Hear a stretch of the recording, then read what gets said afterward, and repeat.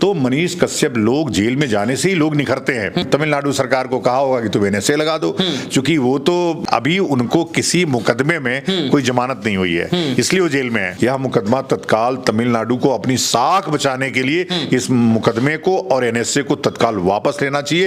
एक पत्रकार है मनीष कश्यप जी, जो स्वतंत्र पत्रकारिता करते थे, और इसके बाद उनके ऊपर एनएसए जैसी धारा लगा दी गई, national security act.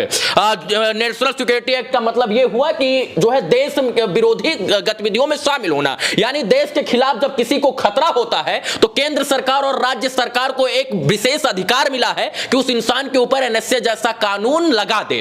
Manish Kashyap के ऊपर सर एनएसए लगाना कहां तक सही है? अगर मनीष कश्यप गलत थे तो एनएसए लगाया जाना सही था या गलत? तमाम धाराओं में उनके ऊपर पहले भी इससे भी मुकदमा दर्ज था, लेकिन एनएसए की अगर हम बात करें तो क्या मनीष कश्यप से देश को खतरा था? क्या देश के लोगों को खतरा था? और अगर मनीष कश्यप गलत है तो एनएसए धारा उनके ऊपर क्यों लगाई गई? सही या गलत एनएसए लगाना? देखो, एनएसए सरकारें कई बार अपने वैमनस्यता में एनएसए लगा देती हैं, लेकिन न्यायालय है उसके लिए, एनएसए वो खड़ा नहीं होगा।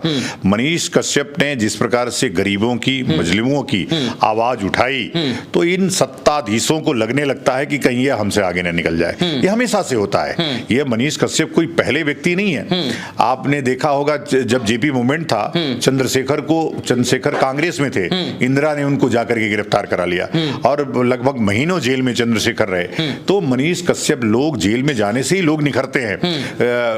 गांधी बरसों तक जेल में रहे। एफआईआर होना 757, इसमें तमाम धाराओं में मुकदमा, लेकिन एनएसए क्यों?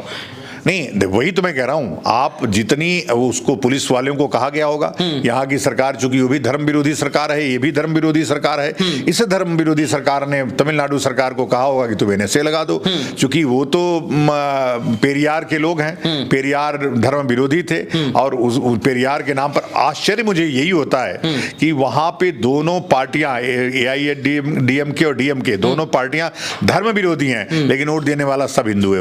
उनको कैसे वोट देता है भगवान जाने।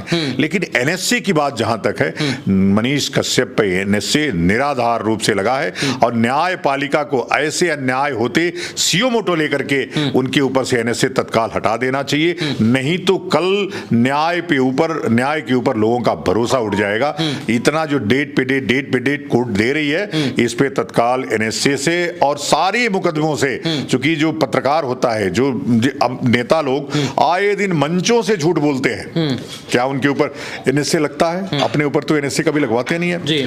अब यह राजनीतिक षड्यंत्र के तहत एक व्यक्ति को समाप्त करने का और उसको खत्म करने का एक कुचक्र है। अभी उनको किसी मुकदमे में कोई जमानत नहीं हुई है, इसलिए वो जेल में है।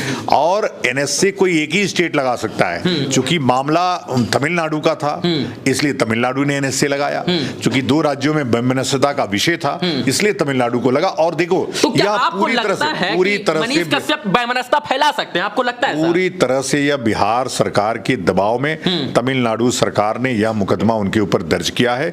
यह मुकदमा तत्काल तमिलनाडु को अपनी साख बचाने के लिए इस मुकदमे को और एनएसए को तत्काल वापस लेना चाहिए, और नहीं तो न्यायालय को लगाने वाले, जो आदेश देने वाले अधिकारी के ऊपर कड़ी धाराओं में मुकदमा दर्ज करना चाहिए। नहीं तो फिर मैं कह रहा हूं, न्याय से विश्वास लोगों का उठ जाएगा। और मैं फिर से कह रहा हूं, तमिलनाडु सरकार को भी और बिहार सरकार को भी, एक युवा, होनहार युवा, जो गरीबों के पक्ष में खड़ा होने वाला व्यक्ति था, कल को कोई विषय उठाने के लिए तैयार नहीं होगा, डर जाएंगे सब लोग। तो डराने का काम नहीं करना चाहिए। यह देश है, इस देश के नागरिक है मनीष कश्यप, और मैं सुनता रहता हूं उनको कि लगातार जो जनता से जुड़े हुए मुद्दे हैं उसको उठाते रहते हैं।